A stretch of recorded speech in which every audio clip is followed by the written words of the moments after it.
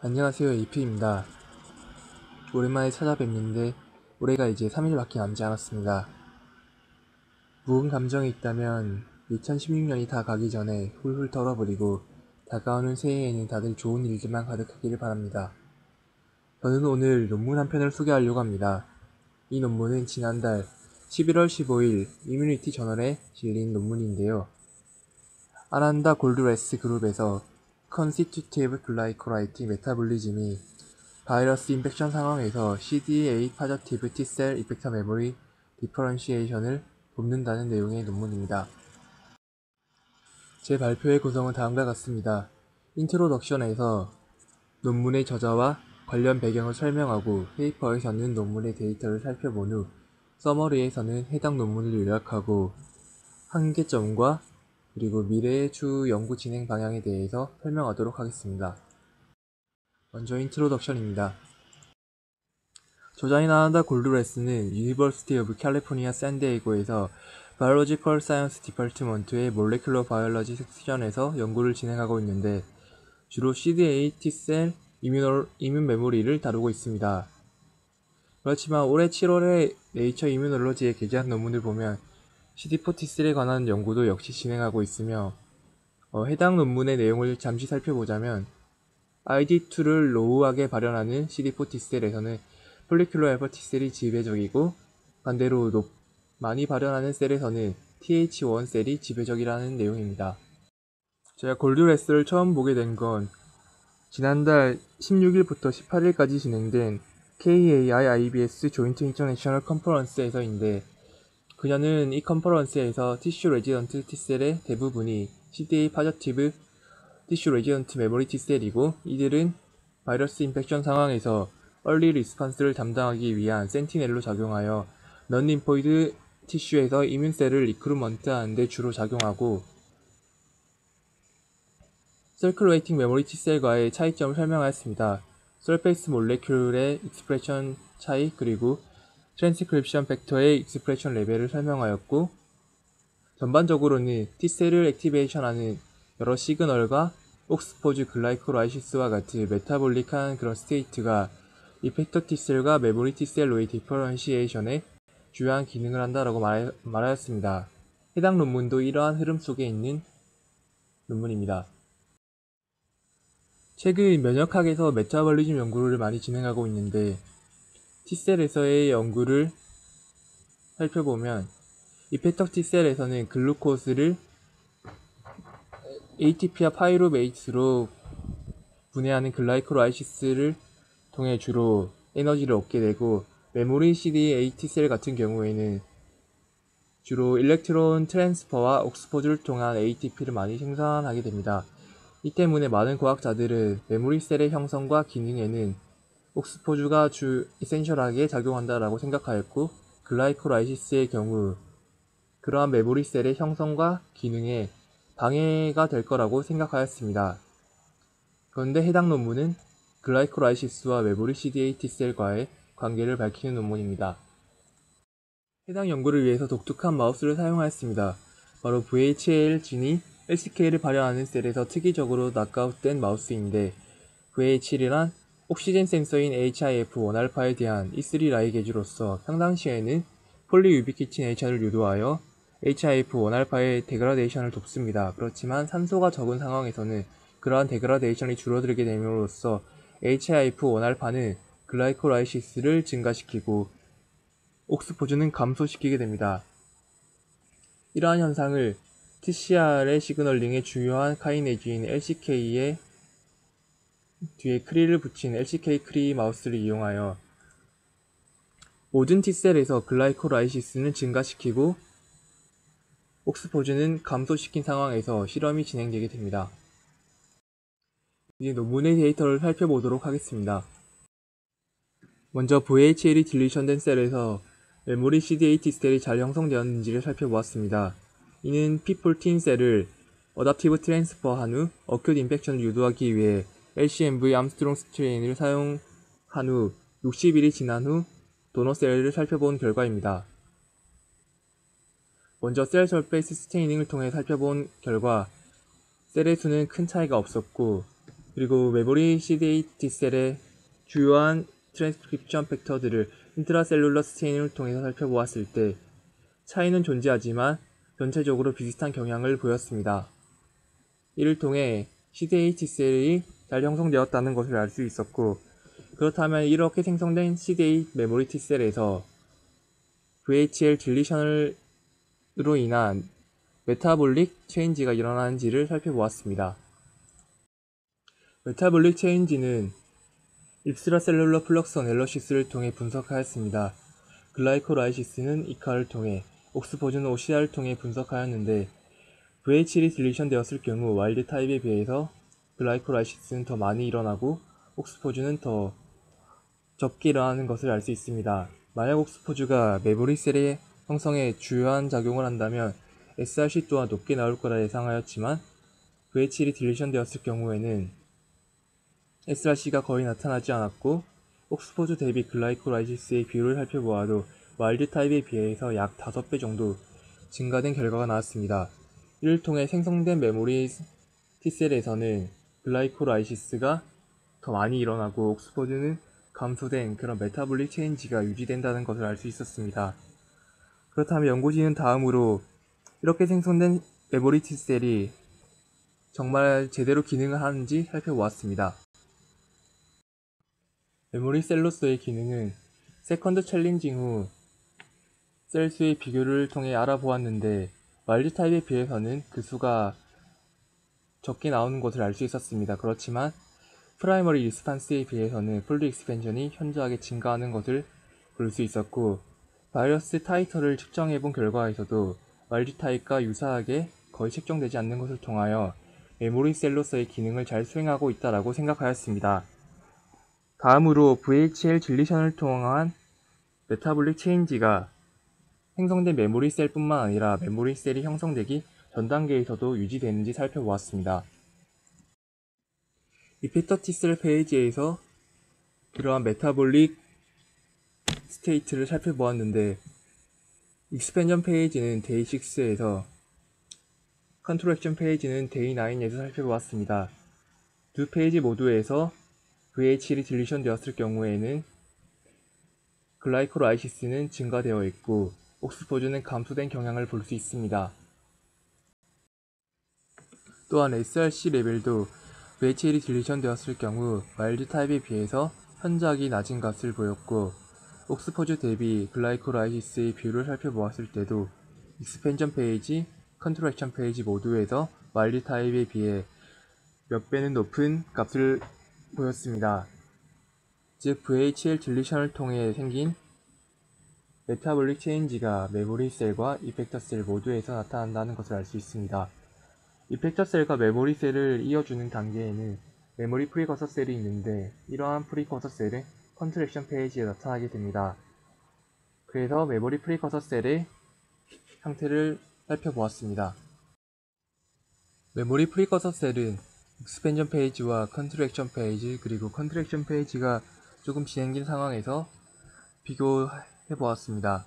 먼저 KLR 저온과 CD127과 같은 설페이스 몰레큘을 통한 비교에서는 와일드 타입이 VHL이 딜리션된 셀에 비해서 터미널 이펙터 셀이 훨씬 더 많다는 것을 알 수 있었습니다.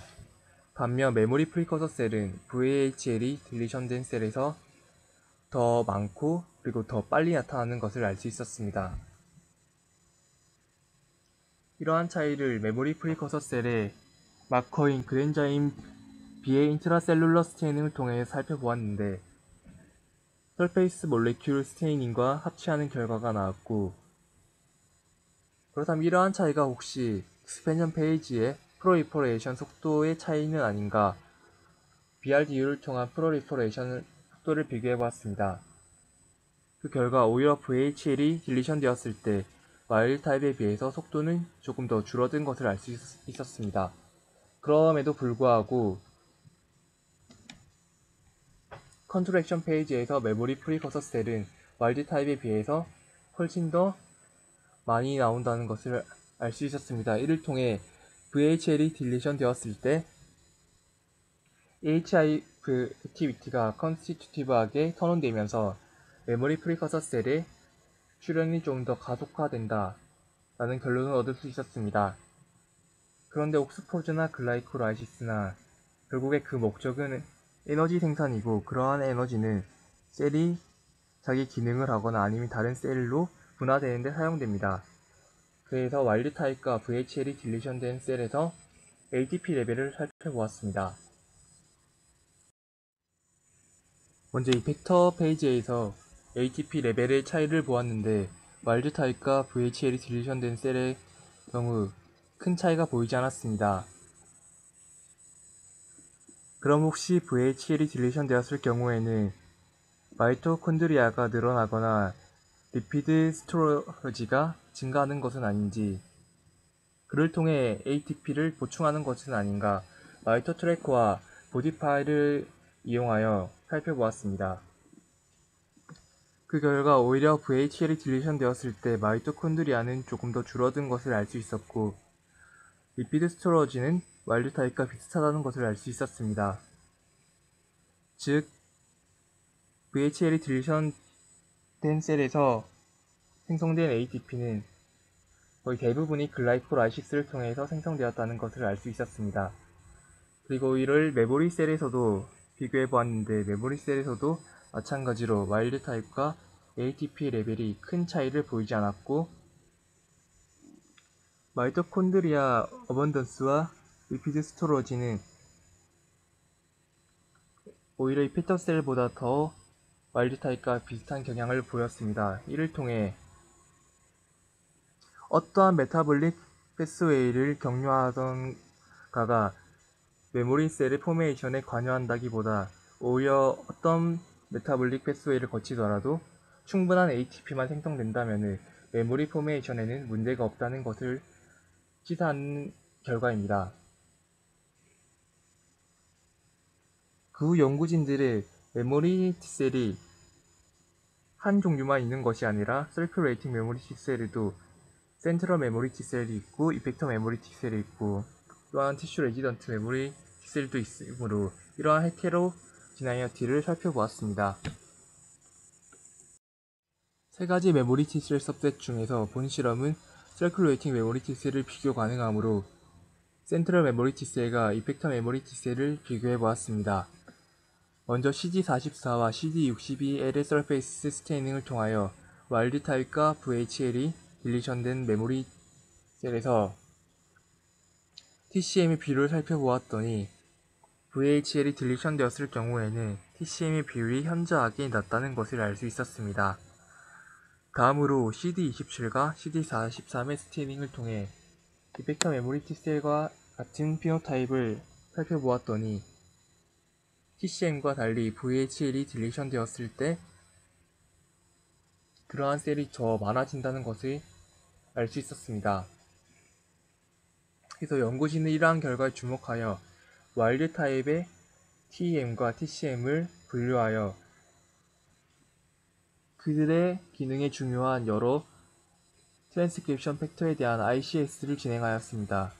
그리고 그러한 데이터를 레퍼런스로 하여 VHL이 딜리션된 메모리 셀을 똑같은 ICS를 해본 결과, 폭스1을 제외하고는 VHL 딜리션 메모리 셀은 대부분 TEM과 비슷한 피노타입을 나타낸다는 것을 알 수 있었습니다.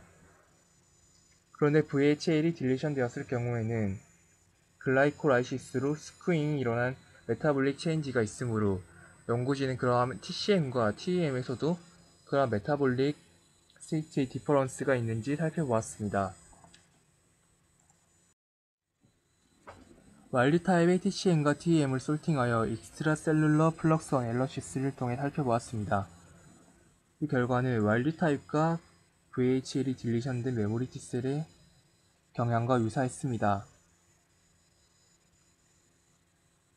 먼저 앞선 결과를 살펴보면 VHL이 딜리션 되었을 경우 와일드 타입에 비해서 옥스포즈는 더 적게 일어나고 글라이코라이시스는 더 많이 일어났습니다.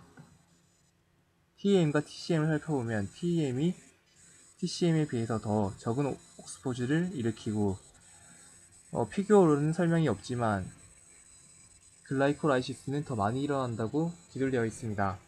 또한 SRC 밸류 또한 TEM이 TCM에 비해서 더 낮은 밸류를 기록하였습니다.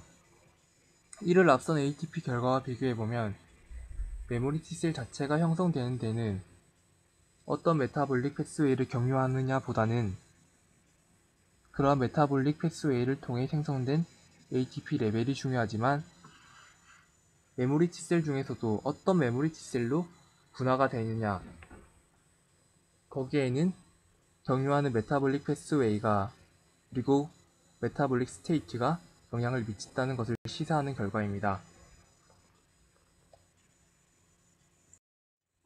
이제 본 결과를 정리하고 본 연구의 한계점과 그리고 추후 진행되면 좋을 연구 방향에 대해서 살펴보도록 하겠습니다.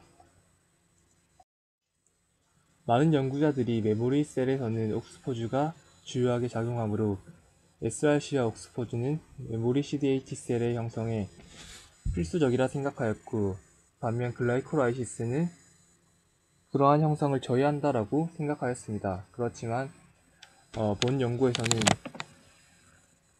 그러한 SRC와 옥스포주에 대한 디펜던스가 필수적이지 않고 또한 글라이코라이시스만 있음에도 불구하고 메모리 셀이 형성된다는 것을 보여주었습니다.